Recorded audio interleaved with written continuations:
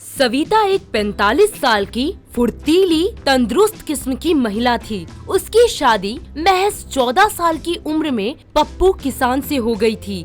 वो घर और खेत दोनों का काम किया करती थी। समय बीतता जाता है, उसका घर बेटों, बहुओं और पोतों से भर जाता है। पूरा घर खुशी से चहक रहा होता है। तभी अचानक एक दर्दनाक हादसा उसकी जिंदगी की नैया ही पलट देता है। घर की छत गिरने से उसका हंसता खेलता पूरा परिवार मौत के घाट उतर जाता है। इस हादसे में उसके 2 पोते विपिन और सागर बचते हैं। वो उनकी परवरिश के लिए और जी तोड़ मेहनत कर उन्हें पढ़ा लिखा कर काबिल बना उनकी शादी गुंजन और मीका नाम की लड़कियों से करवा देती है। शादी के कुछ दिनों बाद, सुनिए माँ जी, वो क्या है ना, आज मेरे मायके वाले आ रहे हैं। आप कुछ अच्छा सा बना देना खाने में। हाँ माँ जी, मेरे सर में भी बहुत दर्द हो रहा है, मुझसे नहीं होता काम। अरे होगा भी कैसे, सारा दिन तो थम दोनों भैंस की तरह पानी में लेटी रहती हो। अरे इतनी ही दिक्कत है तो चली जाओ ना इस घर से बाहर, किसी आश्रम में।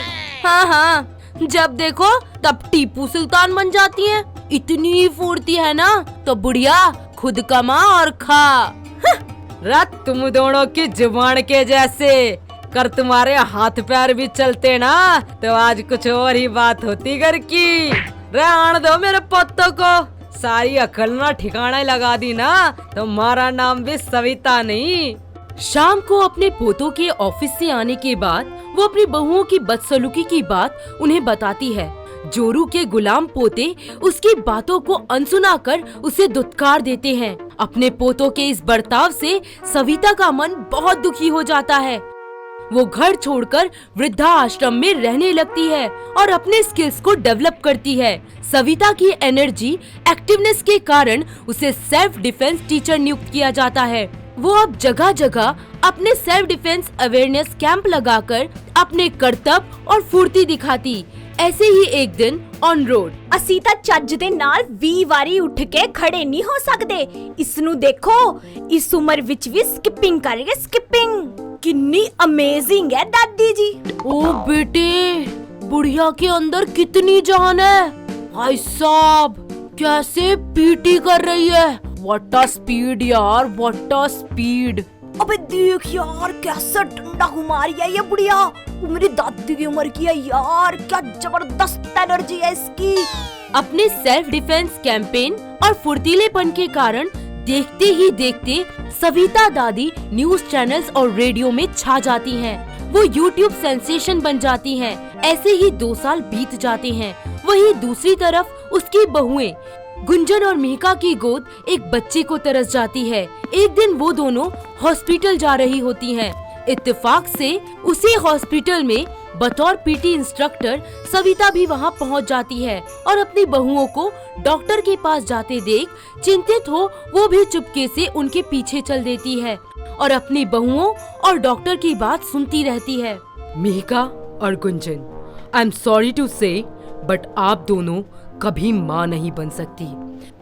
क्या कह रहे हैं आप? हे भगवान, क्या हम कभी माँ नहीं बन पाएंगे? हे भगवान, मेरी तो जिंदगी ही अधूरी हो गई। डॉक्टर साहिबा, कोई तो उपाय बताइए। एक उपाय है सैरोगेसी, जिसमें कोई महिला आपकी मदद कर सकती है। पर ऐसी कौन सी महिला होगी जो हमारे लिए अपनी कोख देगी? जी वो तो आप जाने, मैं कुछ नहीं कह सकती इस बारे में। तभी दरवाजे के पीछे छुपकर डॉक्टर और अपनी बहुओं की बात सुन सविता अंदर आती है और बोलती है, रे मेरे होते हुए मेरी बहुओं को किसी से मदद मांगने की कोई जरूरत नहीं है, मैं रखूंगी अपनी कोख में। हाँ माँ जी, पर आपकी उम्र? रे अभी भी बहुत जान है मुझ में और इस कोख में इतनी ताकत है कि एक क्या 10-10 बच्चे पैदा कर लूं।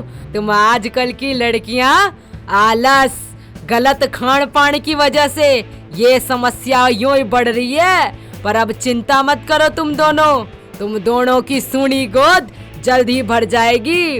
अरे सविता जी, ये आपकी बहुएं हैं। वैसे आपका फिटनेस काफी अच्छा है, मैंने रिपोर्ट्स देखी हैं। You are totally eligible for this surrogacy. अजी यो दादी ऐसे ही फुर्तीली नहीं बनी। खतरों से खेलना तो मेरा बचपन का शौक है। और हाँ, यहाँ तो बात मेरे अपने वंश की है, कैसे ना करूँगी।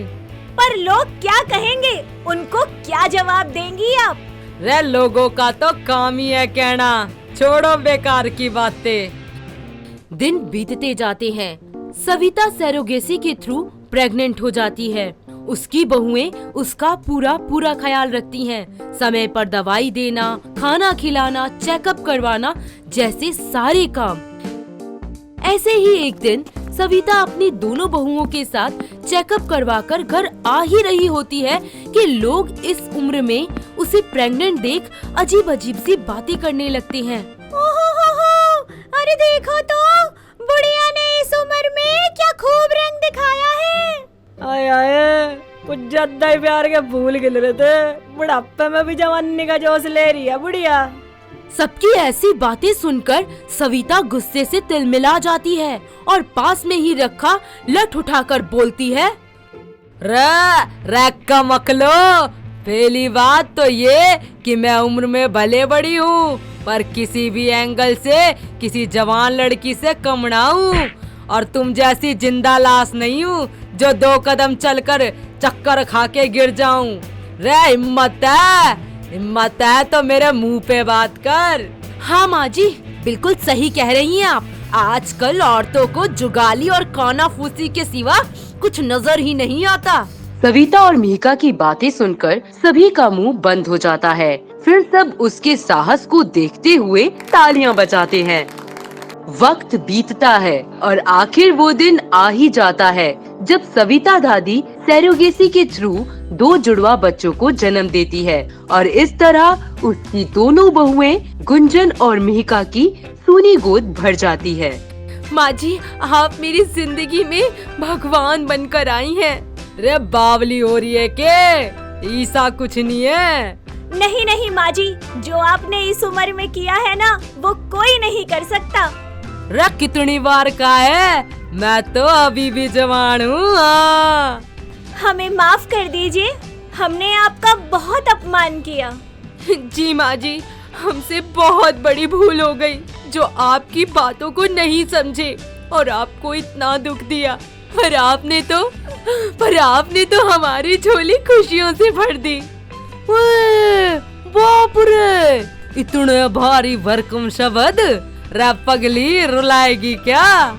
इस तरह फुर्तीली दादी सास सविता की वजह से उसकी बहुओं मिहिका और गुंजन की सूनी गोद भर जाती है। बच्चों की किलकारियों से उनका घर आंगन खुशियों से झूम उठता है और उनका पूरा परिवार खुशी खुशी एक साथ रहने लगता है।